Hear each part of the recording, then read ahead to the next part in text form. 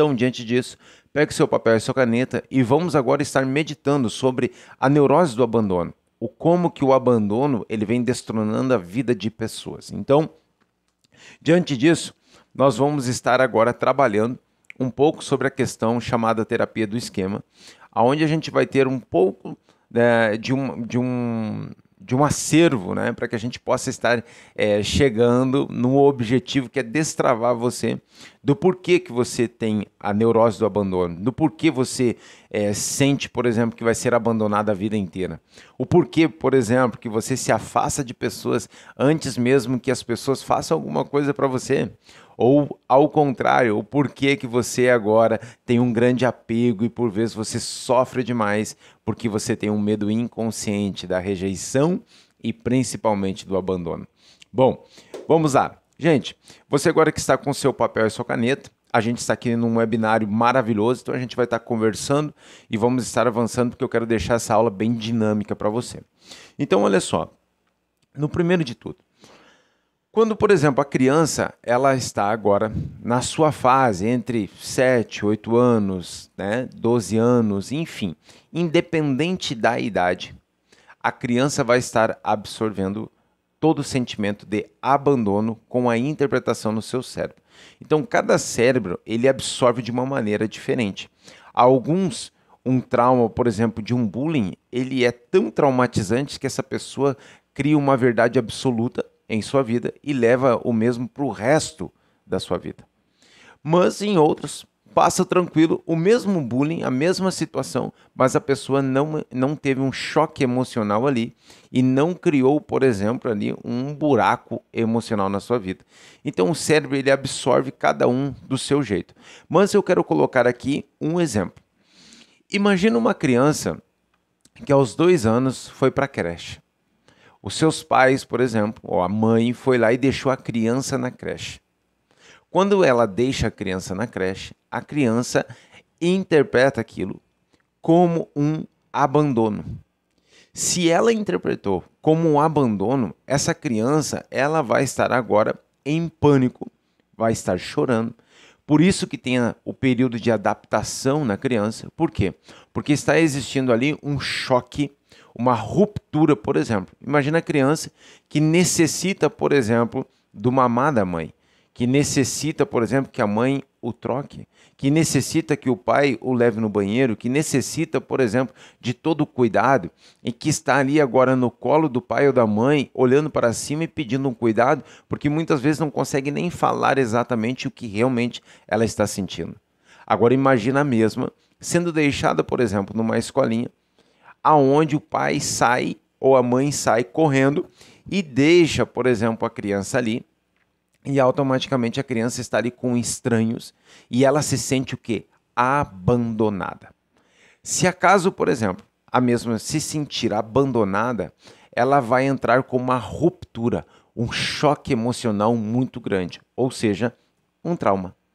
Esse trauma na vida da criança pode estar agora trazendo uma disfunção extremamente difícil no cérebro da criança. Por quê? Porque ela tem uma interpretação que a mãe ou o pai os abandonaram. Mesmo que posteriormente o pai ou a mãe venham buscar essa criança, ela criou o primeiro choque emocional, a ruptura. Quando isso acontece, naturalmente você vai ver que a criança ela começa agora a estar grudada na mãe ou grudada no pai, e aonde que os mesmos vão, ela está atrás. Por quê? Porque a criança começou a criar algo no seu cérebro chamado de hipervigilância. Então, para você que já viu as nossas aulas sobre o conhecimento cerebrais, onde eu já expliquei sobre o que é o neocórtex, que é o cérebro racional, hemisfério esquerdo do nosso cérebro, o nosso sistema límbico, que é o hemisfério direito, ou seja, o nosso lado emocional, e dentro dele nós temos uma área que é chamada então hipocampo, os nossos arquivos de memória. Diante disso, lá nesses arquivos de memória fica gravado a ruptura que houve, por exemplo, com essa criança. A ruptura, o trauma que essa criança teve. Então agora nós vamos ver que ela está criando essa hipervigilância, ou seja, ela está sempre preocupada aonde está a mãe, aonde está o pai, e está preocupado com o quê? Com o medo do abandono. Então, todas as vezes que você vai estar falando na creche, na maioria das vezes ela vai estar gritando, entre aspas, no seu interior, o medo do abandono e o medo da rejeição. A criança passa por isso principalmente com uma narrativa de um pai ou de uma mãe, dizendo o seguinte: ei, olha só, você tem que ficar na escolinha, o papai e a mamãe precisam trabalhar. A criança não entende dessa forma. Ela vai começando a absorver isso momentaneamente, aos poucos, não é de uma hora para outra.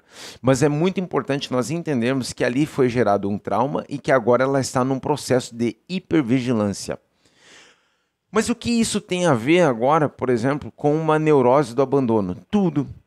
Porque a criança que passou por essa ruptura, ou que passou, por exemplo, por um divórcio, de o pai e a mãe que se divorciaram, e que agora ela entendeu, por exemplo, que ela é a culpada, e que ela que manifestou todas essas coisas, e que ela, por exemplo, que é o problema, muitas vezes pelas narrativas que são colocadas, entende? Que o problema é a criança, que o problema é a falta de sexo, que o problema é o dinheiro e que quando veio a criança o dinheiro veio. Todas essas narrativas a criança pode estar absorvendo de alguma maneira. Ou seja, a rejeição, quando veio, por exemplo, a criança tal, o pai se afastou, a mãe se afastou, a mãe entrou em depressão, o pai entrou em depressão. Ou seja, tudo isso acaba a criança absorvendo.